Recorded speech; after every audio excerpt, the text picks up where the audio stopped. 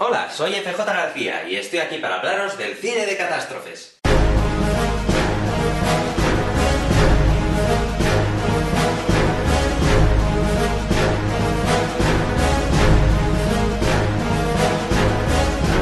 Todos los géneros cinematográficos tuvieron su origen en la literatura. Antes de las películas de aventuras estaban los libros de aventuras.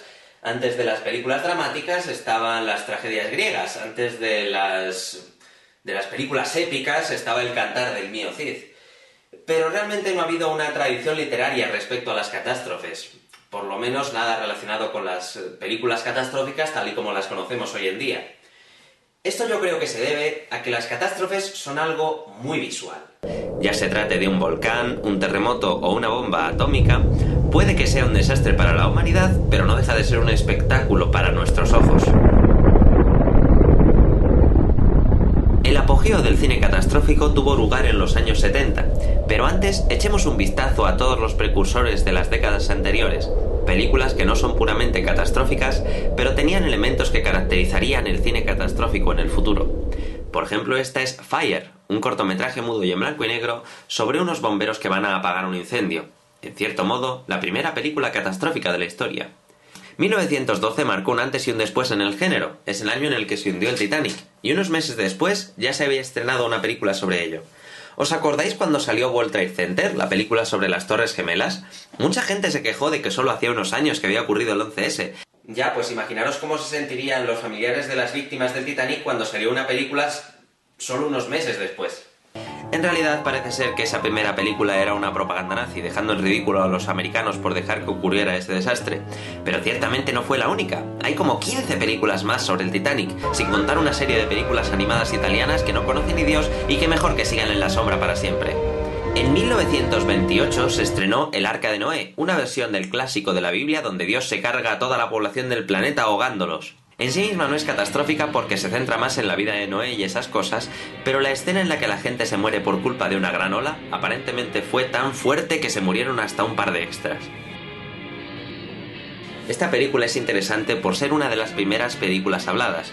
Esto quiere decir que, como el sonido era algo muy experimental por aquel entonces, solo unas pocas partes de la película tenían sonido y diálogo, y el proceso para que eso fuera posible era tan complejo que hoy en día de esta peli solo se conservan las partes mudas. 1933 nos trajo King Kong, un increíble clasicazo de aventuras en cuyo tercer acto un gorila gigante aterroriza una ciudad cargándose edificios, matando mucha gente. No me dirás tú que eso no es catastrófico. Esto dio pie a todas las películas de Godzilla japonesas.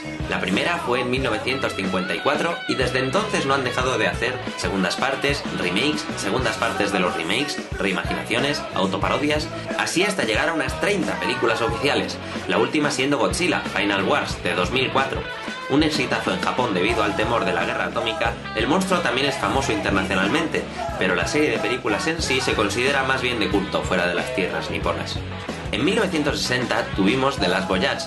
No creo que sea muy conocida fuera de Estados Unidos, y yo no la he visto, pero aparentemente la crítica la puso por las nubes, y ganó el Oscar a los mejores efectos especiales de ese año. Trata del hundimiento de un barco, aunque no es el Titanic, y es uno de los precursores más cercanos a los éxitos de los años 70, a los que por fin hemos llegado, cuando se pusieron de moda todos los convencionalismos del cine catastrófico y veamos de una vez por todas qué caracteriza a una película de este género. Tenemos como tema principal una catástrofe que pone en peligro a la raza humana o a un grupo de humanos medianamente grande en cualquier caso. Esta catástrofe puede ser natural: meteoritos, terremotos, volcanes, derrumbes, incendios, animales hambrientos de carne humana, o puede ser causada por el ser humano, negligencias en barcos y aviones, desastres que parecen naturales pero que son por culpa de lo que le estamos haciendo a la capa de ozono, o animales modificados genéticamente por el hombre hambrientos de carne humana.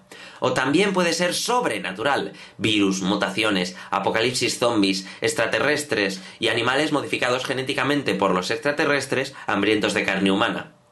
El cine catástrofe, o al menos el que tuvo tanto éxito de taquilla en los años 70, contaba normalmente con grandes estrellas en los papeles principales. Y había muchísimos personajes principales y secundarios, múltiples líneas argumentales. El objetivo principal de todos estos personajes, normalmente, no tiene nada que ver con buscar el sentido de la vida, ni ser el más popular del grupo de baloncesto, ni ser la cantante más famosa del mundo, sino que todos se centran más en sobrevivir al infierno que están pasando, simplemente sobrevivir. Y al igual que en las películas de terror, suele haber muchos que no lo consiguen. Al final de una película de catástrofes suelen haber muerto algunos protagonistas, bastantes personajes secundarios y una tonelada de extras. Y ya nos dejamos de rollos y entramos de lleno en los años 70. Aeropuerto sentó las bases del cine catastrófico clásico, ganó el Oscar a la mejor película de 1970 y fue la principal culpable de que durante el resto de la década estuvieran haciendo filmes del estilo, la mayoría de un gran éxito de taquilla. En esta tenemos todas las características que he mencionado antes, una gran cantidad de personajes, historias paralelas y un reparto de lujo. Burt Lancaster, Jacqueline Bisset, Dean Martin y un tal George Kennedy. Están las secuelas de Aeropuerto, cada una tratando un problema diferente que puede haber durante un vuelo. En uno, un avión se choca contra otro y los dos intentan aterrizar después de eso. En otra, el avión se estrella en el mar y los pasajeros intentan sobrevivir debajo del agua. Y la otra no tengo ni idea, pero según el póster tampoco lo están pasando demasiado bien. La aventura del Poseidón de 1972 es una de las más populares. Trata sobre un barco que se voltea por completo después del impacto de un tsunami y tiene a Gene Hackman de protagonista y dejémoslo aquí.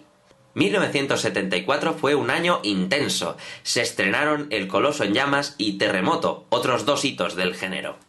El Coloso en Llamas tiene, como todas, un reparto extensísimo y de lujo. Hasta sale Fred Astaire de mayor en un papel para nada relacionado con los musicales por los que se hizo famoso de joven. Pero la historia principal se centra en la batalla entre Steve McQueen, que hacía de bombero, y Paul Newman, que hacía del arquitecto del edificio. Y no me refiero al enfrentamiento entre los personajes, sino al de los dos actores peleando por salir más tiempo en la cámara. En el contrato se estipulaba que los dos tenían que tener el mismo número de frases habladas, y por esta tontería se tuvieron que grabar escenas adicionales para McQueen y editar toda la película de forma que se diera este caso, un ejemplo de cómo el cine de este género se movía por el Star System de aquellos tiempos. Terremoto fue famosa por ser la primera película en experimentar con el Sensurround. La industria ya había experimentado con el 3D y ahora quería probar algo nuevo, y para la película instalaron en algunos cines este sistema. Gracias al Sensurround, los asientos temblaban literalmente cada vez que pasaba algo movidito en la pantalla. ¡Joder, qué realismo! ¡Esto ni James Cameron! Se hicieron un par de películas más con este innovador sistema de las butacas que se movían, pero al final, porque era muy caro o porque a la audiencia no le hizo tanta gracia, no terminó de cuajar. Así que ya no hay obras audiovisuales que te hagan temblar literalmente hablando. ¿O sí que las hay?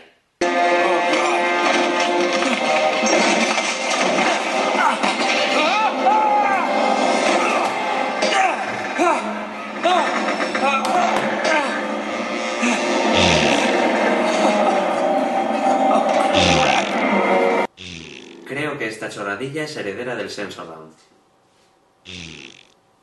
Bueno, estas 4 fueron las películas catastróficas más famosas. Luego el género empezó a decaer, con La plaga de las abejas, Meteorito, Más allá del Poseidón, tocando fondo irónicamente con Aterriza como puedas, de 1980, un exitazo de taquilla y una buena parodia del género. Así, se cerró el ciclo que había empezado en 1970 con Aeropuerto. Pero tal y como nos enseñó El Rey León,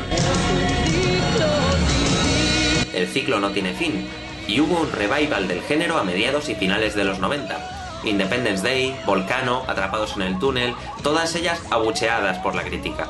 Pero luego llegó James Cameron y se le ocurrió reciclar todos los convencionalismos de los 70 y traernos otra película del Titanic, que se convirtió en la más taquillera de la historia y lo siguió siendo durante 12 años, hasta que llegó Avatar, curiosamente del mismo director.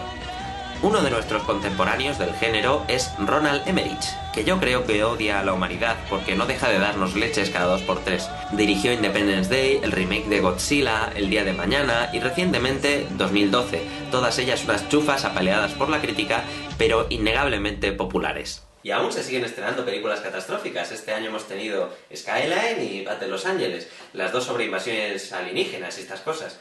Así que el género no está muerto, ni por asomo. Este ha sido FJ García, hablando sobre el cine catastrófico.